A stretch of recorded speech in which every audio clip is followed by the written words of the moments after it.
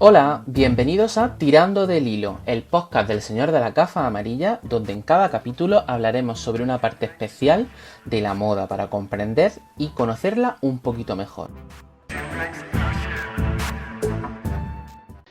La moda pasa, el estilo permanece. Esta frase tan icónica la decía Coco Chanel, pero ¿sabías que el estilo también se trabaja y hay gente experta en conseguir que las prendas respiren aún más y mejor lo que su creador quiere transmitir? Las marcas, diseñadores de moda y revistas son muy conscientes de ello y por eso los y las estilistas son profesionales imprescindibles a la hora de establecer cómo se presentará la ropa en cada desfile, campaña de comunicación, editorial de moda o en elementos de venta como tiendas o redes sociales. Hoy cuento en Tirando del Hilo con Maite de la Iglesia, una de las estilistas más desenfadadas de nuestro país y que conoce la moda como nadie, ya que a lo largo de su carrera ha tocado varios palos de la misma. Comenzó como modelo y desde ahí se convirtió en una profesional polivalente capaz de hacer de la moda una fiesta. Hoy hablamos con ella para que nos cuente un poco mejor lo que significa ser estilista.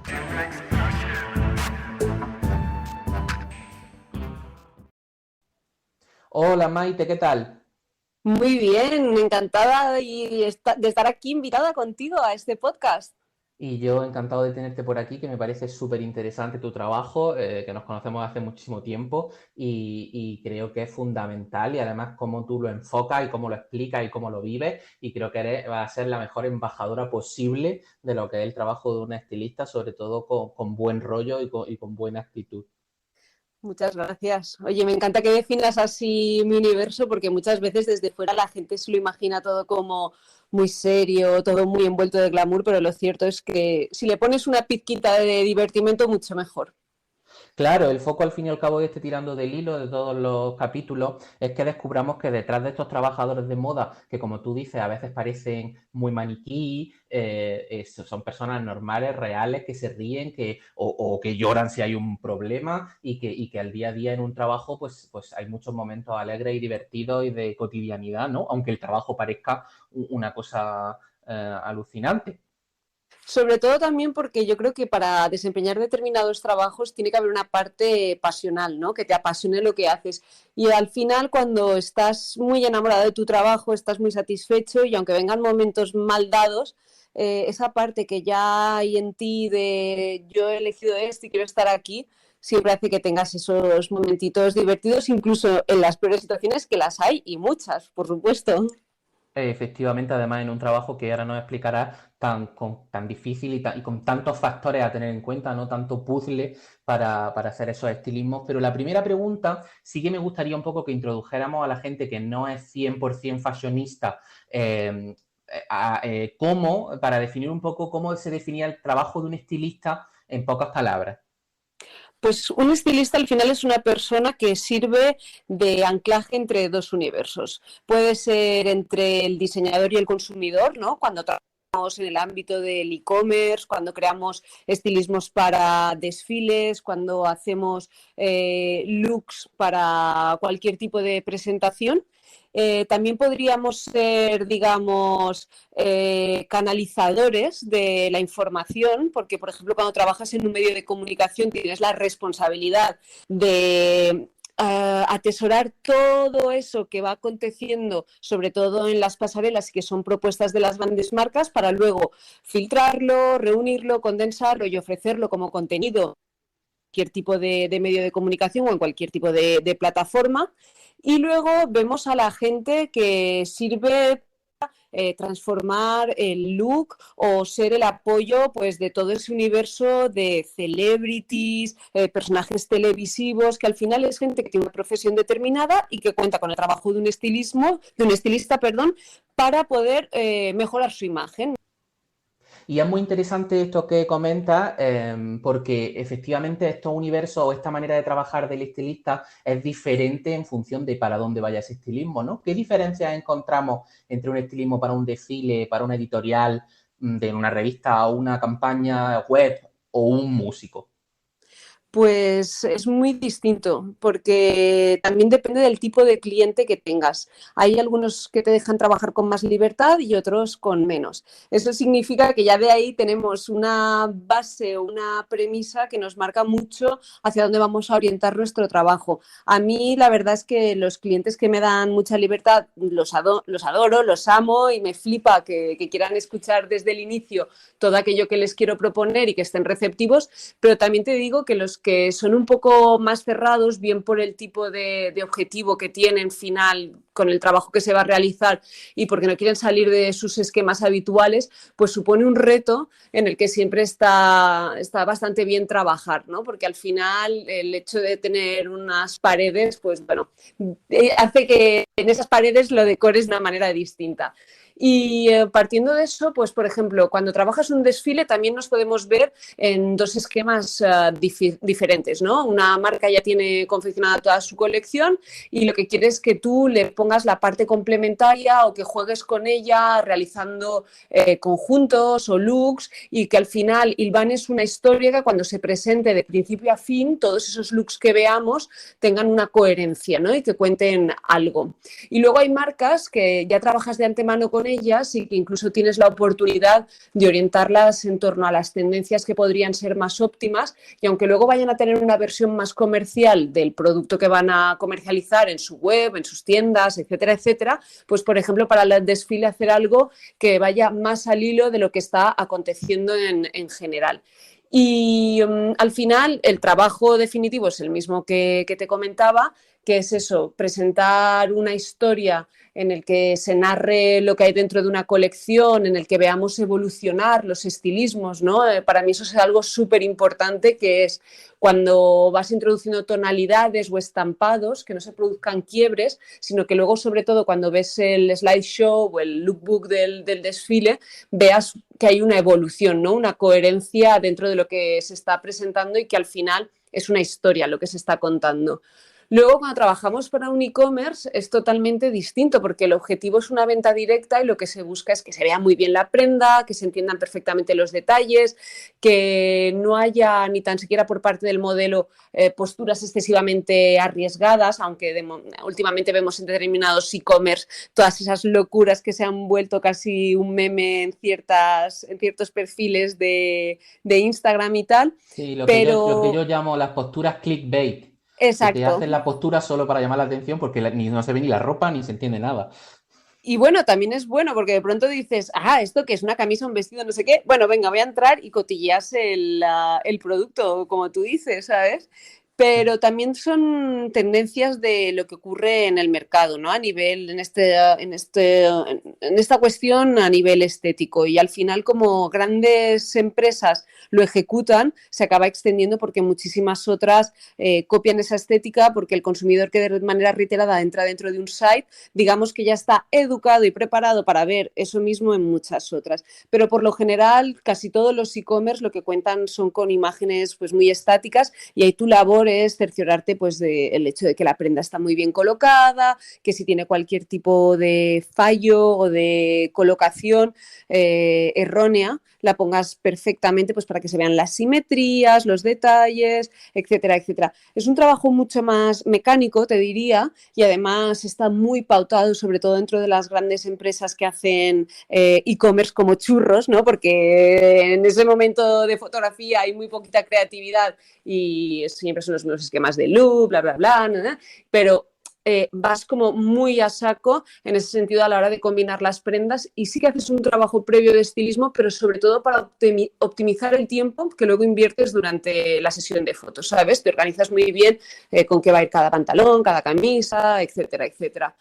Y luego cuando haces, por ejemplo, producciones para medios de comunicación, sobre todo trabajamos las vertientes de la tendencia o bien el universo de las prendas, ¿no? En plan, se lanza un tema que es, por ejemplo, los abrigos y entonces nosotros intentamos recapitular todos aquellos diferentes patrones o tejidos que nos dan contextos diferentes para hablar de los abrigos que se van a llevar esa temporada. Entonces, trabajas, digamos, desde un universo más periodístico, si puede decirse, porque al final estás generando un contenido para que el lector entienda lo que se pone esa temporada de moda y que sea inspirador y que lo puedan llevar o lo deseen adquirir.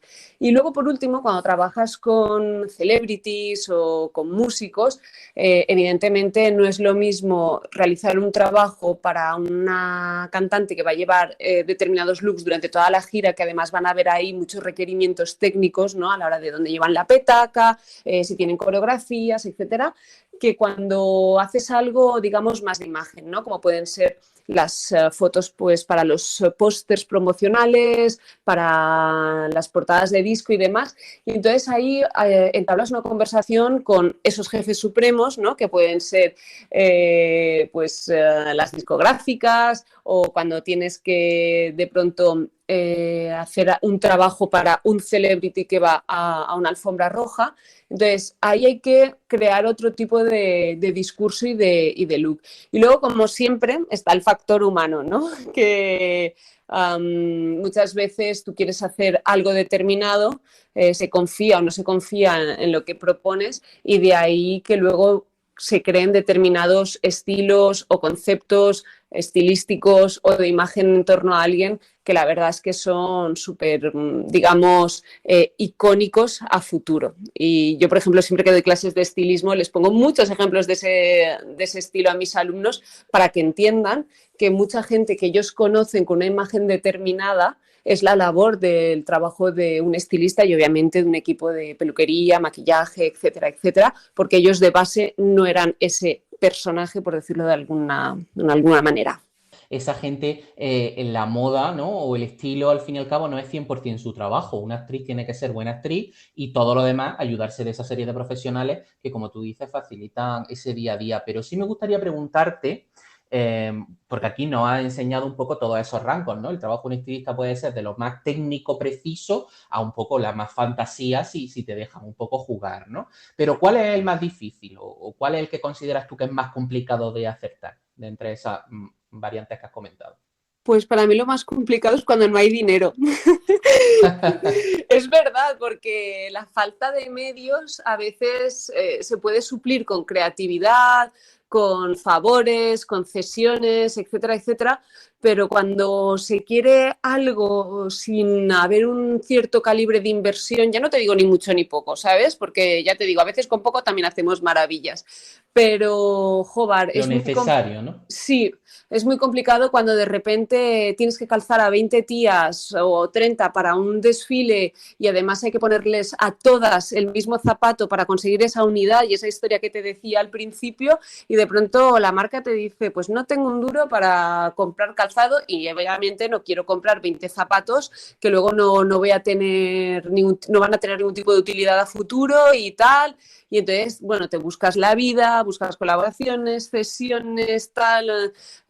Ahí es cuando a mí me resulta un poco más costoso porque entonces ya también entra el trabajo de echar de tu agenda, de poner en común para proyectos de terceros otros muchos clientes con los que tú has trabajado y que sabes que es gente con la mente abierta y con ganas de participar y de hacer apariciones y cruces con otros universos. Y ahí es un momento complejo. Y aparte del tema dinero, también al hilo de los contactos te diré que al principio es difícil abrirse un camino laboral porque sobre todo tienes que tener una agenda bastante bien nutrida de contactos de agencias de comunicación o de departamentos de comunicación que se encarguen de las cesiones de marcas, ¿no?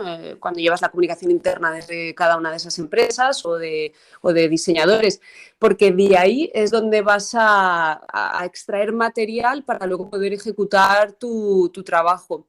Claro, Entonces, porque la gente piensa que el estilista simplemente elige la camisa y elige el pantalón, pero hasta que ha llegado ahí, ¿no? Hay un montón de negociaciones detrás, de contactos, de llamadas de teléfono, de papeles que van y vienen, dosieres, etcétera, ¿no? exacto. Yo siempre se lo digo a mis clientes cuando me dicen, mañana podemos hacer no sé qué, les digo, pero ¿tú qué te crees? ¿Que yo tengo una chistera en mi casa y que lo saco todo de un sombrero?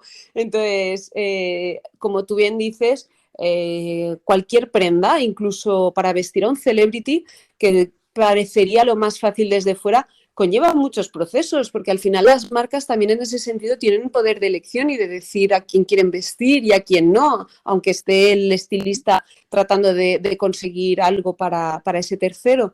Entonces, en los contactos hay también una gran labor y luego es que cada proyecto es diferente y además con todo lo acontecido a lo largo del 2020 hemos descubierto que nos hemos sabido adaptar incluso a los estilismos a distancia, a las presentaciones remotas, etcétera, etcétera, ¿no? De preparar los looks para que se los ponga un modelo en su casa y que se les esté fotografiando a través de una aplicación porque un fotógrafo está conectado a un Zoom, etcétera, etcétera. Entonces, hemos eso, hasta descubierto el trabajo en remoto, en intangible, ¿no?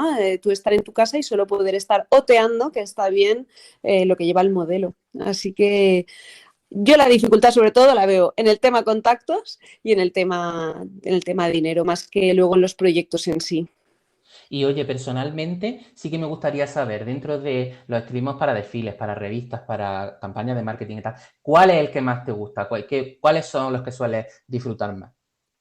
Pues mira, disfruto mucho cuando trabajo con gente con la que tengo confianza, independientemente de si esa misma marca me está contratando un día para su desfile, otro día para el lookbook, otro día para las fotos de campaña, disfruto un montón porque creo que cuando hay consenso y hay relax y divertimento, pues todo fluye y además incluso para los noes y para los síes es todo mucho más fácil y todo el mundo sabemos dónde tenemos que estar y está muy equilibrada la balanza. Pero si tuviese que quedarme con un mundo en concreto, te diría que los desfiles me encantan por la adrenalina del momento, porque eso es jugártela a una ficha, por decirlo así, ¿sabes? Aquello empieza y no termina y allí vamos y da igual todo el trabajo previo, porque es como ir a examen de oposiciones. Y donde también luego se ven más los fallos y a posteriori vienen más los llantos y ese momento que no se pudo cerrar una cremallera y bla, bla, bla, bla, o este alumno iba así montado y la vestidura lo puso al revés, ¿sabes? O sea, cosas así. Luego vienen esos pequeños dramas que está muy bien autoexaminarse a posteriori. Y luego siempre el mundo de las revistas, durante todo el tiempo que estuve ahí, sobre todo lo que trabajaba con modelo, más que en tema silueta o bodegón, lo disfrutaba un montón porque está el cariz creativo, ¿no? Y ese momento que ves cada foto y lo que tu estilismo era algo inerte que habías montado en el suelo con unas perchas, de repente cobra vida a través del modelo y luego le pone su toque, su enfoque, su tal, el fotógrafo y colaboran pues los de iluminación y peluquería y maquillaje y de pronto dices, ¡ay, la leche! ¿Sabes? Esto lo he parido yo y entonces es Se ve la como muy magia de guay. golpe, ¿no? Sí, te recompensa muy, muy rápidamente, porque incluso en una sesión de fotos para una editorial, cuando disparas entre 6 y 9 looks, que es lo mínimo o lo habitual, hay fotos de looks que no funcionan o que luego a posteriori en maqueta se van a cancelar o cualquier otro motivo. Y incluso cuando estás ahí de bajona porque no está saliendo la cosa fluida, aún y así en cámara ves lo que te digo, ¿no? La ropa vestida, viva y es muy guay, sí, sí. Esos dos universos son, digamos, los que mejor me lo paso. Y ahora cuéntame, ¿crees que el trabajo del estilista está infravalorado por la gente de a pie? Yo creo que más que infravalorado, creo que es desconocido. Y Ujú. aún por suerte, durante estos últimos años y gracias a las redes sociales, hemos empezado a conocer quiénes son, digamos, las figuras de la moda, sobre todo las más relevantes, las que hemos visto en los front rows, las que tienen perfiles potentes en redes sociales y demás. Y entonces empezamos a saber de qué va, ¿no? Esa profesión, y ya hay gente que no quiere ser diseñador, sino que quiere ser estilista porque entienden cuál es la labor y dónde está su universo de trabajo. Lo que sí que estaría, digamos, no infravalorado, pero sí que es absoluto desconocimiento, es la responsabilidad que conlleva, obviamente. Yo recuerdo algunos shootings que me iba al extranjero y yo era la única persona que estaba allí de manera presencial en la revista, y eres tú con tus millones de maletas, con ese tonelaje, viajando, pasando controles, tal, no sé qué. Y luego, siendo la única persona que en ese momento presencial tienes la responsabilidad, la voz, el voto, y eres quien tiene que dirigir al equipo porque eres el único que se va a enfrentar a la responsabilidad de lo que luego diga la dirección de departamento o de revista.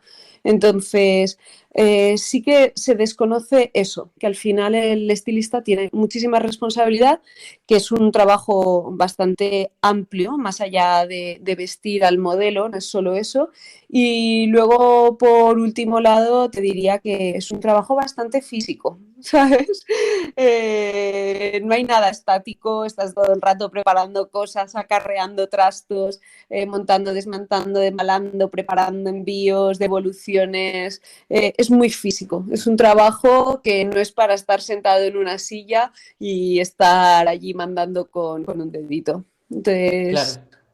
Esto que comentabas del trabajo del estilista como desconocido hace también que mucha gente se haga un cursito rápido de mezcla de colores por internet y se definan, ¿no?, como estilistas rápidamente, pues porque ellos se hacen sus propios looks o porque han mezclado un par de estampados locos. Y yo sí quería preguntarte cómo se forma y se prepara un estilista de verdad, uno profesional. ¿Qué debe controlar a nivel profesional para ofrecer una calidad empresarial y una calidad que las marcas o los celebrity o las revistas lo valoren?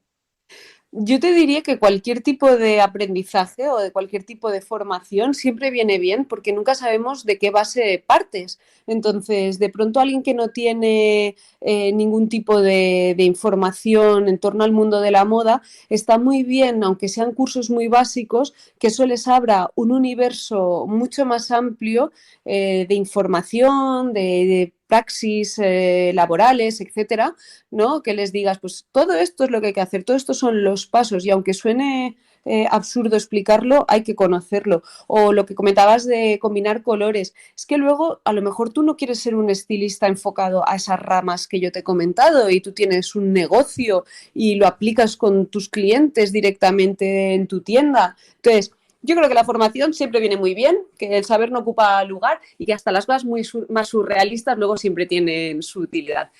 Pero yo lo que me he encontrado personalmente, tanto cuando yo me formé y di el salto de estar delante de la cámara a estar detrás, para mí la profesora que en ese momento tenía de estilismo era una persona muy buena en teoría, pero que yo rápidamente me di cuenta que no había estado nunca a pie de cañón, ¿no? Que no tenía vínculo con las marcas y que no había desarrollado todo ese universo de estilista, y que entonces había cosas que nos contaba, y sobre todo para mis compañeros que no habían trabajado nunca en el mundo de la moda, que eran, vamos, o sea, Ciencia trola tras ficción. trola, sí, y que yo allí la miraba y decía, madre de Dios, ¿sabes lo que nos está contando esta señora?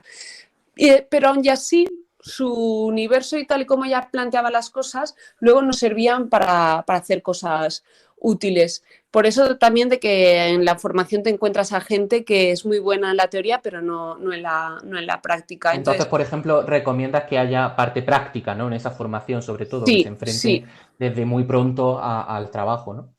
Y yo en mi caso te diré que todo lo que aprendí del universo del estilismo lo aprendí trabajando con un montón de estilistas, siendo yo la modelo y viendo cómo se organizaban cuando se montaban, para lo bueno y para lo malo, porque yo cuando veía a un estilista de estos caóticos decía, esto no hay que hacerlo, ¿sabes? Porque está desesperando a todo el equipo, ¿sabes? O gente que es muy dubitativa y que necesita que todo el mundo le diga sí y tal, no sé qué, y entonces, no, hay que actuar de una manera, digamos, más productiva, porque además esto es un equipo de mucha gente con muchas horas de trabajo y tú ahí no te puedes poner en plan genia maga, y menos en los periodos de trabajo nos ha tocado vivir a nosotros, porque a lo mejor antaño las cosas podían ser mucho más relajadas, pero a día de hoy no, no, no, no.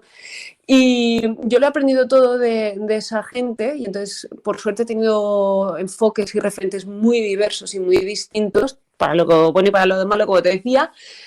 Pero yo creo que luego además hay que estar ahí, inmerso en el negocio y no desvincularte, porque es un universo que va muy rápido y lo que hace años era una vertiente inexistente a nivel profesional, como puede ser el e-commerce, y que nadie sabíamos fotografiar e-commerce ni sabíamos cómo sacarle a eso el mayor o el mejor objetivo de venta, lo hemos aprendido precisamente estando ahí, teniendo la oportunidad de ejecutarlo, etcétera. O, por ejemplo, te diré todo el tema de las redes sociales. Antes hacíamos las fotos para el catálogo, para la campaña, para otro tipo de difusión, y cuando han llegado las redes sociales, que las marcas necesitan tener un contenido amplísimo y un banco de imágenes tremendo para todos los días poder alimentarlas en el feed, en stories, etcétera, etcétera, eso también nos ha hecho ahondar en otro tipo de concepto, de producto o de imagen final, que el estilista lo hemos tenido que aprender por el camino, y también de los errores cometidos al principio, pues hemos conseguido incluso especializarnos en ese tipo de trabajos, de decir, voy a hacer estilismos, por ejemplo, evolutivos, que el primer look me sirva, en el caso, por ejemplo, de estar fotografiando una marca de calzado, que el primer look me sirva para ese primer zapato, pero que con ese mismo look, pero introduciéndole un abrigo y cambiándole el bolso, pueda fotografiar otro zapato, porque al final lo que se quiere conseguir en esa sesión de fotos es muchas variantes y muchas imágenes, porque luego el cliente las va a utilizar, no el cliente o su community manager o su persona especializada en digital, de muy diversos modos, con reencuadres diferentes, etcétera, etcétera, que no va a ser como antes, que te quedabas con la foto de este look y esta otra foto, porque es que con eso no puedes pervivir. Entonces, yo creo que lo más importante es estar ahí, poder formarte a nivel básico, poder trabajar, trabajar, trabajar, trabajar. Y luego ser meticuloso en tu trabajo, porque tú decías, hay gente que pone dos estampados y ya se cree estilista. Yo eso no tengo ningún problema, porque también cada uno tiene su estilo y cada uno crea muchas veces su sello personal, pero sí te diré, la gente que pone la ropa pero ha pasado de plancharla, o que le da igual que se vea una pinza y que pretenden que luego eso se retoque en postproducción y bla, bla, bla, eso no me gusta. O sea, hay que tener cierta Rigurosidad, ¿no? Ya que haces el efectivamente. trabajo, que lo haces bien, aunque sea Exacto, tu rollo y aunque sea tu estilo, pero que se haga como exacto. se debe hacer, claro.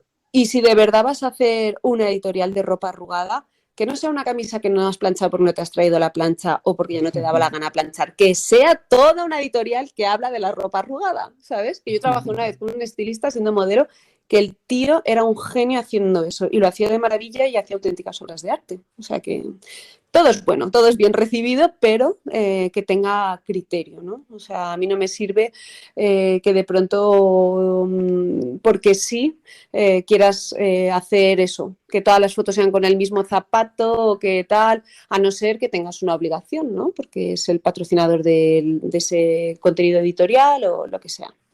Claro. Y esto es una pregunta que tronca un poco con mi parte personal, porque es lo que creo que me pasaría a mí si me dedicara a esto, ¿no? ¿Cómo consigues separar? Porque tú al fin y al cabo, además de estilista, eres una persona, se podría decir. ¿Cómo, cómo se consigue separar el gusto personal a la hora de crear look, lo que a ti te gusta, lo que a ti te inspira, a la hora de trabajar con unas indicaciones tan concretas? ¿Es siempre posible o las pasas canutas a veces?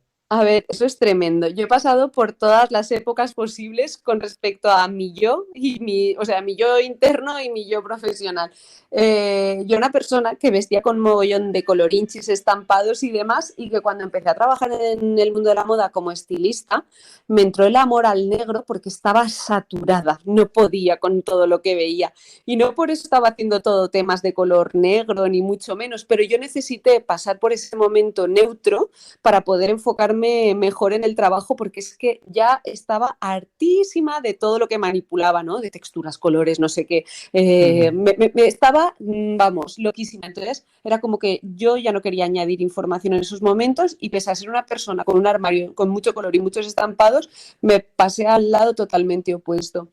Y sí que influye en muchas ocasiones, sobre todo yo creo que cuando quieres crear un sello en torno a tu trabajo. Yo lo veo en ciertas grandes estilistas que son muy circenses, ¿no? Y su sello y su autoría es siempre buscar ese tipo de prendas, porque ellas también las visten y se sienten muy identificadas y las defienden muy bien. O gente que en su vida personal es muy minimalista y siempre tiende a eso. Pero luego he visto a compañeras que trabajan para medios que venden el hippie chic súper sexy, en cambio ellas no lo son en absoluto, ¿sabes? Entonces, creo que en temporadas o en momentos determinados es bastante fácil discernir por qué momento estás pasando tú en tu armario y en tu vestimenta personal que con la que trabajas. Lo que sí te diré, y que es un caos y que en eso coincidimos todas y todos,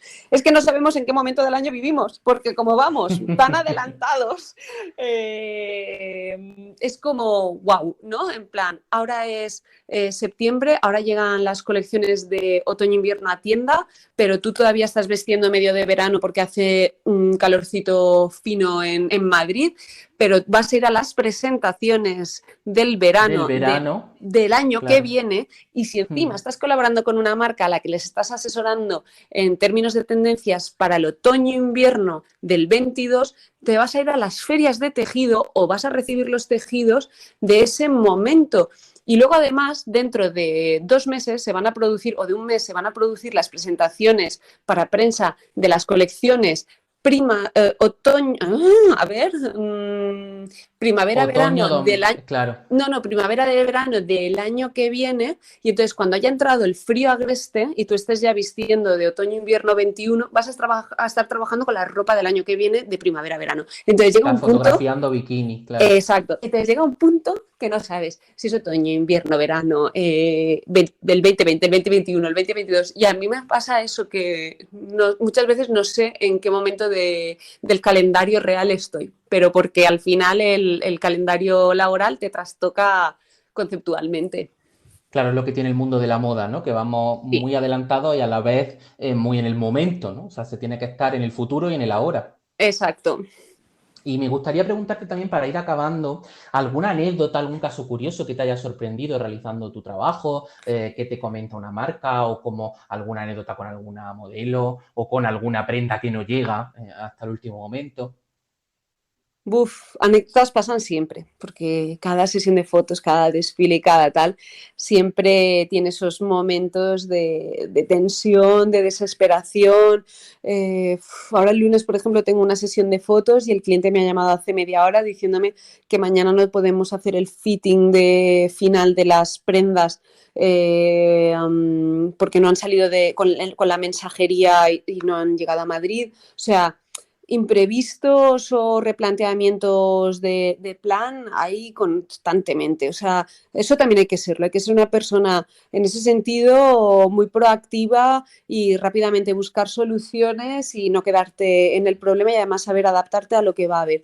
Pero así de anécdotas graciosas es que, madre mía, ahora por ejemplo estuve hace poquito en Ubrique fotografiando y todo el pueblo se volcó en el shooting y de repente que normalmente en todos los sitios siempre vienen a pedirte los permisos, te ponen problemas, nada, pues vino una guardia municipal y el tío casi se nos pone allí a escoltarnos durante toda la sesión, cortando el tráfico, quitándonos a toda la gente que se metía por los planos, bien por detrás, bien por delante, los típicos niños que se querían hacer las fotos con la modelo, o sea, súper agradable, que normalmente cuando te viene la policía siempre es para echarte la bronca y para echarte del sitio, ¿sabes? ¿Tienen permiso? No, pues a otro sitio.